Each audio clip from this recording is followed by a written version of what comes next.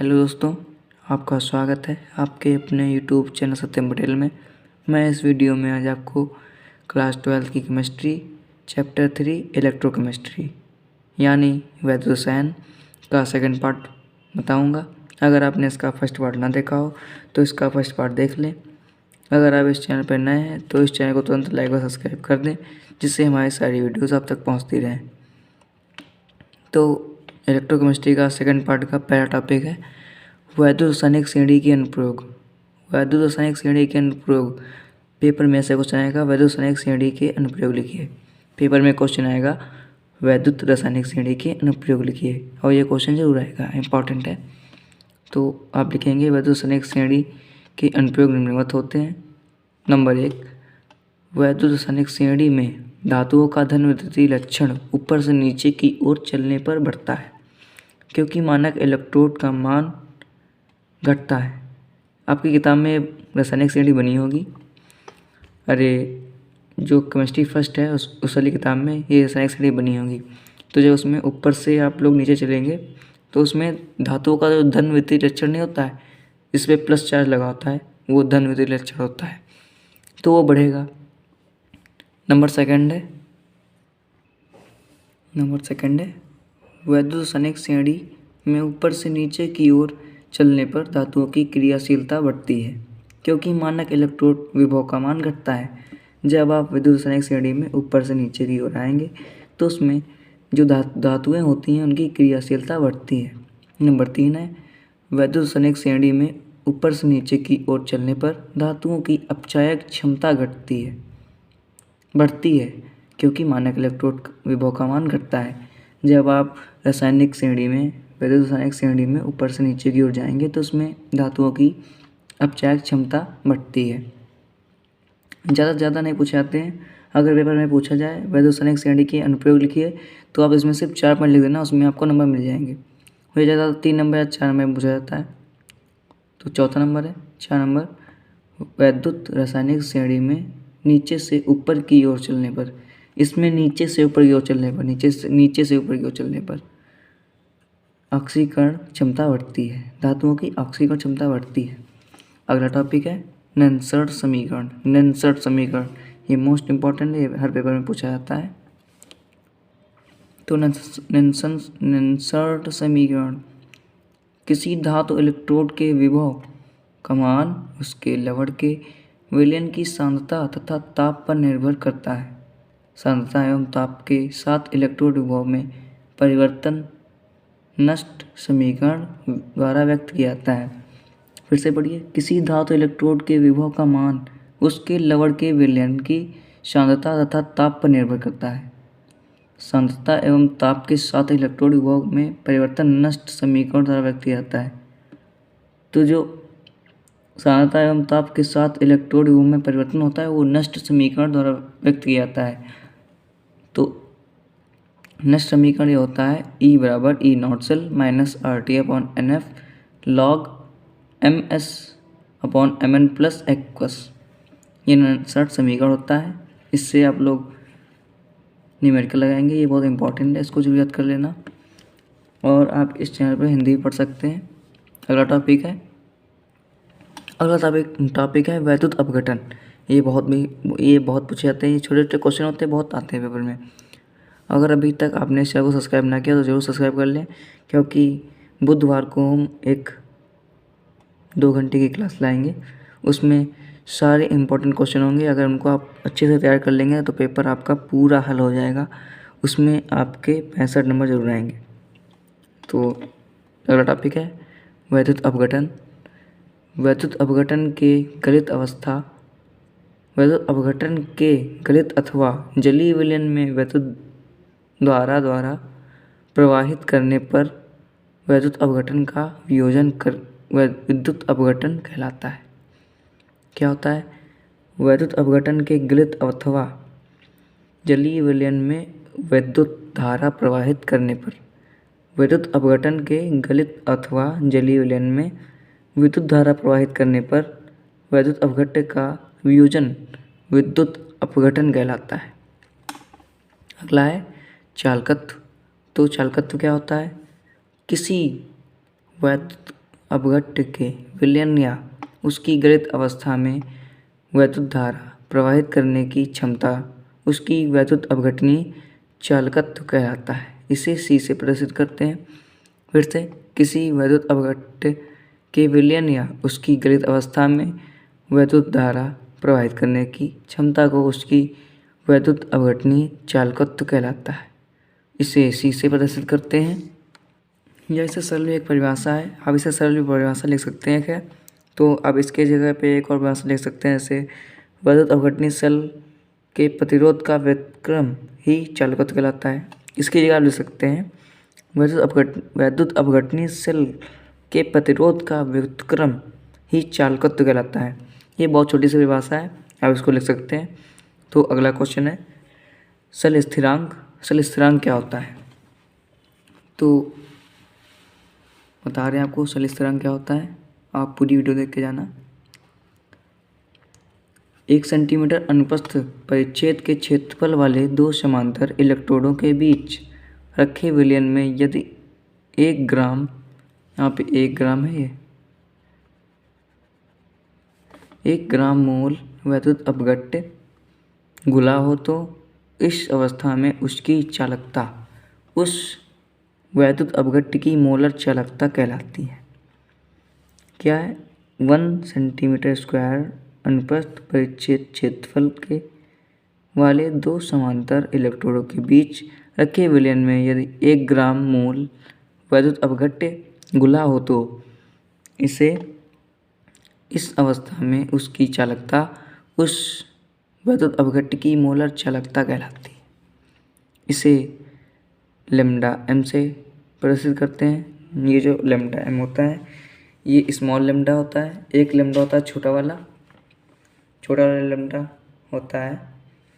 छोटा वाला लैम्डा ऐसे बनता है और ये स्मॉल लैम्डा है, ये कैपिटल लैम्डा है।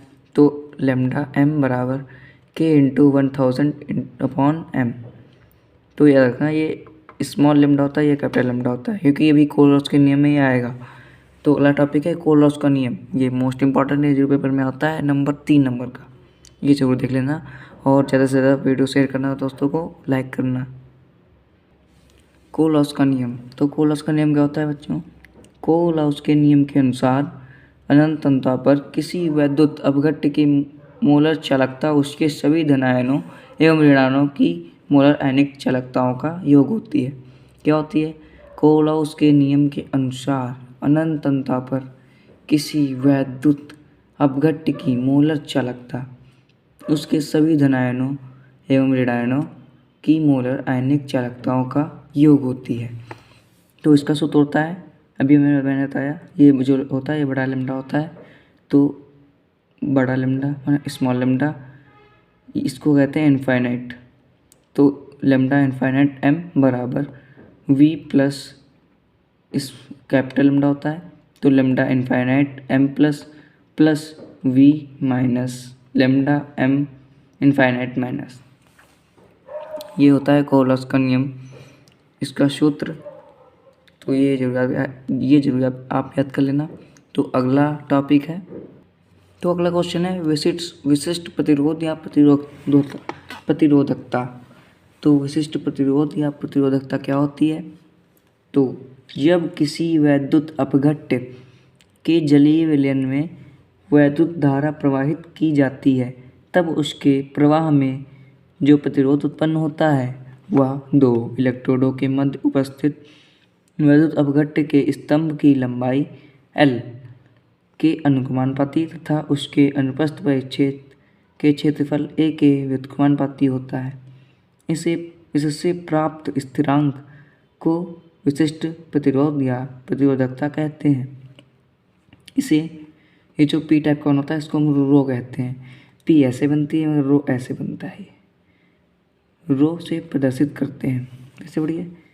विशिष्ट प्रतिरोधकता क्या होती है? जब किसी वैद्युत अपघट्य के जलीय विलयन में वैद्युत धारा प्रवाहित की जाती है तब उसके प्रवाह में जो प्रतिरोध उत्पन्न होता है वह 2 इलेक्ट्रोडों के मध्य उपस्थित वैद्युत अपघट्य के स्तंभ की लंबाई के अनुक्रमानुपाती तथा उसके अनुप्रस्थ परिच्छेद क्षेत्रफल के व्युत्क्रमानुपाती होता है। इससे प्राप्त स्थिरांक को विशिष्ट प्रतिरोधकता या प्रतिरोधक कहते हैं। इसे रो से प्रदर्शित करते हैं। तो रो समानुपाती एल, आर समानुपाती एल, आर जो होता है उस आर को हम लोग प्रतिरोध से दर्शाते हैं। तो आर बराबर आर समानुपाती एल, आर समानुपाती एल अपॉन ए, आर समानुपाती एल अपॉन ए। तो आर बराबर पी, जब समानुपाती का चिन्ह हटा तो नियतांक आया, आर बराबर पी एल अपॉन ए। ये सूत्र हो गया। इसका मात्रक जो होता है ओम मीटर होता है, इसका मात्रक ओम मीटर होता है। तो अगला टॉपिक है रेडॉक्स इलेक्ट्रोड विभव। तो रेडॉक्स इलेक्ट्रोड विभव क्या होता है ये आपको पता जरूर होगा अगर आप पढ़ते होंगे। तो वह अभिक्रिया जिसमें ऑक्सीकरण तथा अपचयन दोनों एक साथ हो रहा हो और इससे उत्पन्न इलेक्ट्रोड विभव का रेडॉक्स इलेक्ट्रोड विभव कहते हैं। जो क्रिया होती है उसमें ऑक्सीकरण भी हो रहा हो और अपचयन भी हो रहा हो तो उनको हम लोग रेडॉक्स इलेक्ट्रोड कहते हैं। जैसे यहाँ पे Zn plus Cu double plus है तो यहाँ पे Zn डबल प्लस हो गया प्लस Cu एक ही प्लस लगेगा। तो यहाँ पे जो है जिंक का ऑक्सीडेशन हो रहा है और Cu कॉपर का रिडक्शन हो रहा है, यानी ऑक्सीकरण और रिडक्शन माने अपचयन।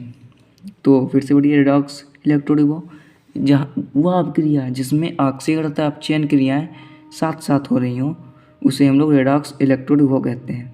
ये जो याद रखना। अगला टॉपिक है ईंधन सेल किसे कहते हैं। ईंधन सेल क्या होती है तो आपको बताना चाहिए। ईंधन सेल क्या होती है, वह युक्त जो ईंधन की रासायनिक ऊर्जा को सीधे विद्युत ऊर्जा में कन्वर्ट कर देती है, ईंधन सेल कहलाती है। यानी वह युक्त जो ईंधन की रासायनिक ऊर्जा को सीधे विद्युत ऊर्जा में परिवर्तित करती है, ईंधन सेल कहलाती है। अगला है फैराडे का प्रथम नियम। ये याद कर लेना, ये बहुत आता है, मोस्ट इम्पॉर्टेंट। यहाँ पे लिख लीजिए। ये मैं सोचा हम लोग कि 2022 में पेपर नहीं होंगे, 2022 में पेपर जरूर होंगे। आप लिखिए 2022। किसी इलेक्ट्रोड पर मुक्त पदार्थ की मात्रा प्रवाहित विद्युत धारा के समानुपाती होती है। यह फैराडे का प्रथम नियम है। किसी इलेक्ट्रोड पर मुक्त पदार्थ की मात्रा प्रवाहित विद्युत धारा के समानुपाती होती है। यह फैराडे का प्रथम नियम है, यानी यह फैराडे का प्रथम नियम कहलाता है। अगला फैराडे का द्वितीय नियम। तो फैराडे का द्वितीय नियम क्या होता है, जब विद्युत धारा की समान मात्रा विभिन्न विद्युत अपघट्यों के विलयनों में से समान समय में प्रवाहित की जाती है तो इलेक्ट्रोडों पर मुक्त होने वाले विभिन्न पदार्थों की मात्राएं उन पदार्थों के रासायनिक तुल्यांकों के समानुपाती होती हैं। फिर से पढ़िए फैराडे का द्वितीय नियम, ये भी बहुत आता है, याद कर लेना संबंधी।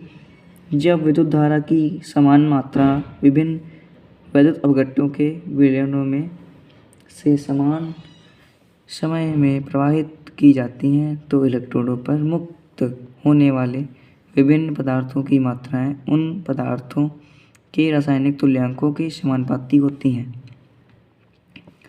तो आप याद करना। अगला क्वेश्चन है संक्षारण। संक्षारण क्या होता है तो ये जरूर याद करना। वायुमंडलीय गैसों के द्वारा धातुओं का मंद क्षय संक्षारण कहलाता है। संक्षारण एक वैद्युत रासायनिक परिघटना होती